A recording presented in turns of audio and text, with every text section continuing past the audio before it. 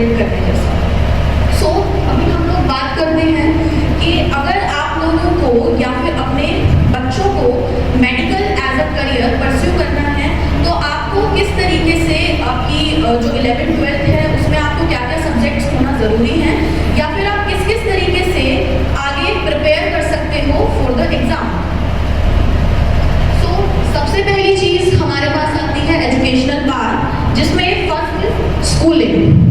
तो स्कूलिंग के बारे में अगर हम बात करें तो 11th एंड 12th क्लास में physics, chemistry and biology subject होना ज़रूरी है। बायोलॉजी या फिर बायोटेक्नोलॉजी, इन दोनों में से एक सब्जेक्ट होना मैंडेटरी है। इसके अलावा आगे की अगर हम बात करें तो नीट एग्ज़ाम हमें देना पड़ता है, which is an entrance exam. पहले अलग अलग कॉलेजेस, मेडिकल कॉलेजेस अपने अलग अलग एग्जाम्स कंडक्ट करते थे। जब AIPMT होता था, all India pre medical test, जो कि 2015 से पहले होता था, उस टाइम पे अलग अलग स्टेट्स के अलग अलग PMT होते थे। साथ ही साथ एम्स, जो हमारा one of the best medical college है, उसमें भी अपना अलग एग्जाम कंडक्ट किया जाता था। एम्स का जिपमर जो एक इंस्टीट्यूट है वो भी अपना एक अलग एग्जाम कंडक्ट करता था, पौंडीचेरी में है जो भी। लेकिन 2015 के बाद सारे एग्जाम्स को समअप करके एक कॉमन एंट्रेंस टेस्ट रखा गया था, विच इज नीट। सो इस नीट एग्जाम के बाद आप लोगों को अगर किसी भी मेडिकल में करियर परस्यू करना है, लाइक MBBS, BAMS जो कि हमारा आयुर्वेदिक मेडिसिनल का होता है, इसके अलावा डेंटल के लिए जो BDS होता है, उन सबके लिए एक कॉमन एग्जाम है, फिजियोथेरेपिस्ट एंड ऑल। तो ग्रेजुएशन में हमारे ये सारे कोर्सेज आ जाते हैं, लाइक MBBS, BDS, BAMS। उसके बाद हमारे पास आती है स्पेशलाइजेशन डिग्री, क्योंकि अगर आपने MBBS किया है तो you are a general physician, आप एक जनरल फिजिशियन की तरह प्रैक्टिस कर सकते हो। लेकिन अगर आपको सर्जरीज करनी है या फिर किसी पर्टिकुलर ऑर्गन का डॉक्टर बनना है, जैसे कि हम सुनते हैं नाक कान गले का डॉक्टर, ENT स्पेशलिस्ट जिसको बोला जाता है। इसके अलावा महिला रोग विशेषज्ञ, गायनेकोलॉजिस्ट बोला जाता है, बच्चों का डॉक्टर, पीडियाट्रिशियन, तो वो चीज़ों के लिए एक स्पेशलाइजेशन डिग्री होती है, विच इज MD। यहाँ पे दो चीज़ें मेंशन की है पोस्ट ग्रेजुएशन में, one is MD and the second one is MS। बहुत लोगों को इसमें कंफ्यूजन होती है। तो MD एक डिग्री होती है और MS इज अ डिप्लोमा। जैसे और भी बहुत सब्जेक्ट्स में डिग्री और डिप्लोमा दो चीज़ होता है। तो अगर आप MD करते हो तो 3 साल की डिग्री हमें देखने को मिलती है और डिप्लोमा एक 2 साल का कोर्स होता है।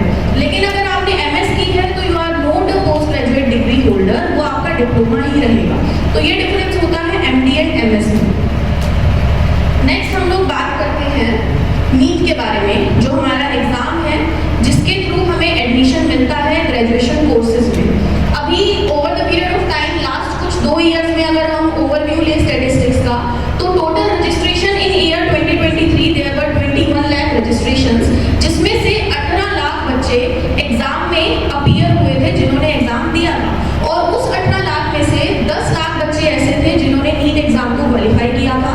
2024 में एक बहुत ज़्यादा इंक्रीज हमें देखने को मिला था। There were 24 lakh total registration, सीधा 3 लाख का इंक्रीज था, जिसमें से कि 23 लाख बच्चे एग्जाम में अपीयर हुए थे और क्वालिफाइड स्टूडेंट्स वर 13 लाख। लेकिन अगर इस साल का हम देखें रजिस्ट्रेशन का ऑफ ईयर 2025, तो इस साल हमें कुछ डिक्रीज देखने को मिला है रजिस्ट्रेशन में, 23 लाख। लेकिन एक चीज़ और भी है, इस साल गवर्नमेंट ने 10,000 सीट्स और बढ़ा दी है लास्ट ईयर से, यानी कि 2024 से 2025 में इस साल 10 सीट्स और बढ़ी हैं। और over the period of time government का मोटिव है कि कम से कम इन सीट्स को बढ़ाकर 75,000 सीट्स जरूर करनी है मेडिकल की। अभी फिलहाल there are 55,616 seats in present of medical in government colleges. यहाँ पे कुछ टॉप गवर्नमेंट कॉलेजेस जो है मेडिकल के इंडिया में, उनकी लिस्ट है। First one is obviously AIIMS. तो जो एम्स है हमारा, इसको टॉप मेडिकल कॉलेज माना जाता है एंड हॉस्पिटल एज वेल। ये तो हम सब लोग जानते हैं कि अगर हमें एम्स में किसी डॉक्टर से कंसल्ट करना है तो उसके लिए महीनों पहले ही हमें वहाँ पे डॉक्टर से appointment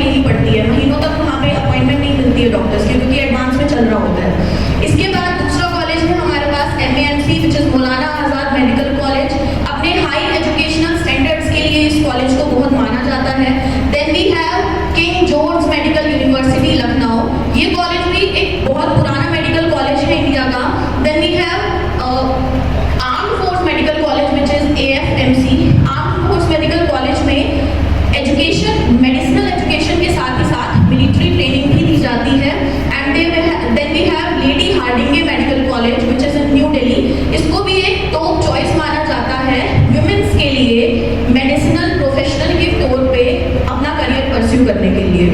then we have Christian medical college which is situated in Vellore, and then we have JIPMER, जिसके बारे में मैंने अभी जिक्र किया था, पौंडीचेरी में सिचुएटेड है, जिसका पहले अलग से एग्जाम होता था, but now there is a common entrance test which is NEET.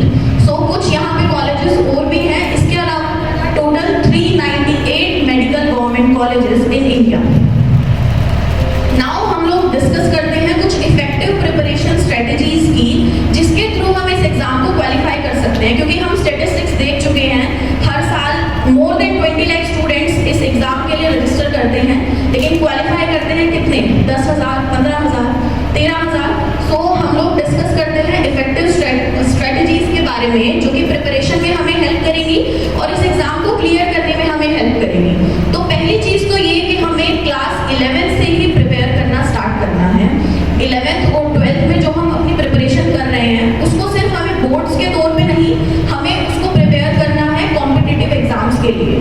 तो हम लक्ष्य में 11th और 12th क्लास में बच्चों को सिर्फ बोर्ड्स के लिए प्रिपेयर ना करके उनको नीट के लिए ही प्रिपेयर करते हैं। साथ ही साथ हम लोग उनके मॉक टेस्ट भी लेते हैं। जो रेगुलर टेस्ट पेपर्स होते हैं, वो टेस्ट पेपर बोर्ड एग्जाम के लिए सब्जेक्टिव टेस्ट पेपर तो होते हैं, उसके अलावा हम ऑब्जेक्टिव टेस्ट पेपर्स भी लेते हैं, same of NEET pattern which are of 720 marks, जिसमें हमें टोटल क्वेश्चंस जो देखने को मिलते हैं 45 questions of each subject, same pattern रहता है जो कि नीट एग्जाम का होता है।